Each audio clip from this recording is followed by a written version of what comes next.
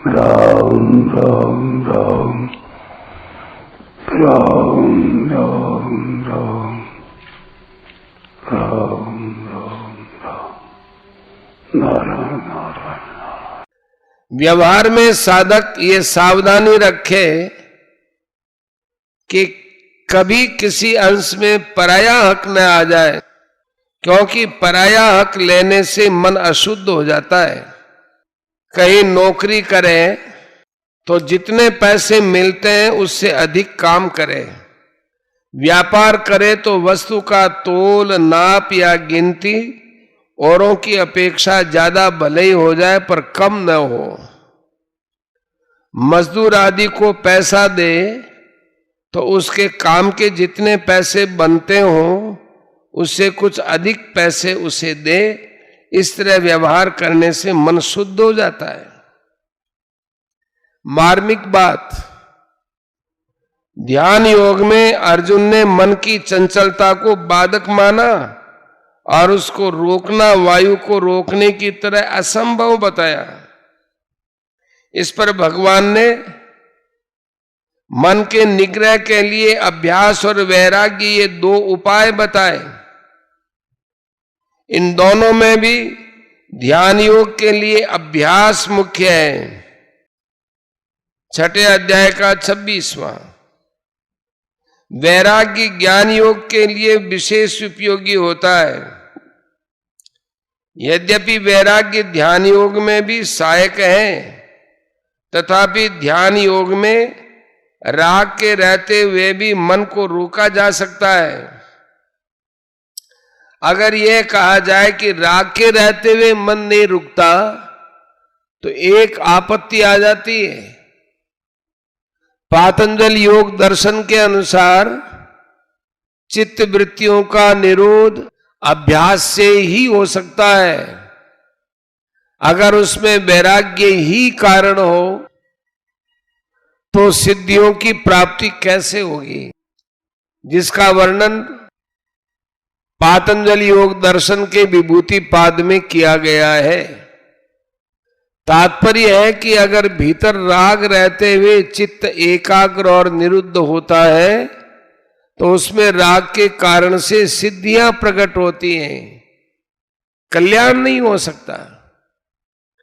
कारण कि संयम माने धारणा, ध्यान और समाधि किसी न किसी सिद्धि के लिए किया जाता है, तो जहां सिद्धि का उद्देश्य है वह राग का अभाव कैसे हो सकता है। परंतु जहां केवल परमात्म तत्व का उद्देश्य होता है वहां ये धारणा, ध्यान, समाधि भी परमात्म तत्व की प्राप्ति में सहायक होते हैं। एकाग्रता के बाद जब चित्त की निरुद्ध अवस्था आती है तब समाधि होती है। समाधि कारण शरीर में होती है और समाधि में भी व्युत्थान होता है। जब तक समाधि और व्युत्थान ये दो अवस्थाएं हैं तब तक प्रकृति के साथ संबंध है। प्रकृति से सर्वथा संबंध विच्छेद होने पर तो सहजावस्था होती है, जिससे व्युत्थान होता ही नहीं। अतः चित्त की चंचलता को रोकने के विषय में भगवान ज्यादा नहीं बोले, क्योंकि चित्त को निरुद्ध करना भगवान का ध्येय नहीं है। अर्थात भगवान ने जिस ध्यान का वर्णन किया है वह ध्यान साधन है, ध्येय नहीं है। भगवान के मत में संसार में जो राग है वही खास बाधा है और इसको दूर करना ही भगवान का उद्देश्य है। ध्यान तो एक शक्ति है, एक पूंजी है, जिसका लौकिक पारलौकिक सिद्धियों आदि में सम्यक उपयोग किया जा सकता है। स्वयं केवल परमात्म तत्व को चाहता है तो उसको मन को एकाग्र करने की इतनी आवश्यकता नहीं है जितनी आवश्यकता प्रकृति के कार्य मन से संबंध विच्छेद करने की, मन से अपनापन हटाने की है। अतः जब समाधि से भी उपरति हो जाती है तब सर्वातीत तत्व की प्राप्ति होती है। तात्पर्य है कि जब तक समाधि अवस्था की प्राप्ति नहीं होती तब तक उसमें एक आकर्षण रहता है। जब वह अवस्था प्राप्त हो जाती है तब उसमें आकर्षण न रहकर सच्चे जिज्ञासु को उससे भी उपरति हो जाती है। उपरति होने से अर्थात अवस्था मात्र से संबंध विच्छेद होने से अवस्थातीत चिन्मय तत्व की अनुभूति स्वतः हो जाती है। यही योग की सिद्धि है। चिन्मय तत्व के साथ स्वयं का नित्य योग अर्थात नित्य संबंध है। परिशिष्ट भाव। वास्तव में ध्यान योग की सिद्धि के लिए मन का निग्रह करना उतना आवश्यक नहीं है जितना उसको वश में करना अर्थात शुद्ध करना आवश्यक है। शुद्ध करने का तात्पर्य मन में विषयों का राग न रहना। जिसने अपने मन को शुद्ध कर लिया उसका ध्यान योग प्रयत्न करने पर सिद्ध हो जाता है।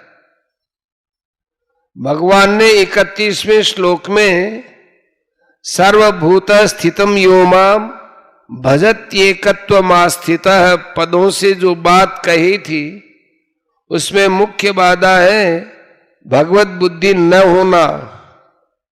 और 32वें श्लोक में आत्मौपम्येन सर्वत्र समम पश्यति अर्जुन पदों से जो बात कही थी उसमें मुख्य बाधा है राग द्वेष का होना। परंतु अर्जुन ने भूल से मन की चंचलता को बाधक मान लिया। वास्तव में मन की चंचलता बाधक नहीं है। सब में भगवत बुद्धि न होना और राग द्वेष होना बाधक है। जब तक राग द्वेष रहते हैं तब तक सब में भगवत बुद्धि नहीं होती, और जब तक सब में भगवत बुद्धि नहीं होती अर्थात भगवान के सिवाय दूसरी सत्ता की मान्यता रहती है तब तक मन का सर्वथा निरोध नहीं होता। वृत्ति का निरोध करने से वृत्ति की सत्ता आती है, क्योंकि वृत्ति की सत्ता स्वीकार की है तभी तो निरोध करते हैं। स्वरूप में कोई वृत्ति नहीं है, अतः वृत्ति का निरोध करने से कुछ काल के लिए मन का निरोध होगा, फिर व्युत्थान हो जाएगा। अगर दूसरी सत्ता की मान्यता ही न रहे तो फिर व्युत्थान का प्रश्न ही पैदा नहीं होगा, कारण कि दूसरी सत्ता न हो तो मन है ही नहीं।